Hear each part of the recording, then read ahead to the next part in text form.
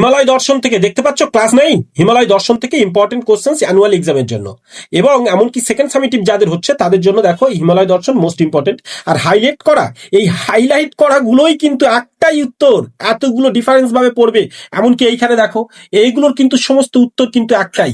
তো প্রথমত বেস হচ্ছে এই হিমালয় দর্শন দর্শন প্রবন্ধ অবলম্বনে পার্বত্য নারী জাতি সম্পর্কে লেখিকার পরিচয়। এখানে 3টে পার্ট দিতে হবে। কিন্তু প্রথমত হিমালয় দর্শনে লেখিকা বলতে চেয়েছেন যে হিমালয় দর্শন প্রবন্ধে লেখিকা বলে লেখিকার নাম দেবে, দিয়ে বলবে যে তিনি বলেছেন রমণী জাতি দুর্বল বলিয়া মানে তাহাদের নাম অবলা। এটি তিনি ওই পত্রিকাতে পড়েছেন। সেই পত্রিকাটার নাম কি? মহিলা পত্রিকায় তিনি পড়েছিলেন। কিন্তু তিনি তা মনে করেন না। এই পাহাড়ে এসে হিমালয় বেড়াতে এসে তিনি ভুটিয়ানিদের দেখেই তা শিখেছেন যে না, সত্যি সত্যি কিন্তু তাকে অবলা বলা যায় না বলে ওই মহিলাদের 3টি বৈশিষ্ট্য দিতে হবে। তারা জোঁককে ভয় পায় না, সেটা একটা।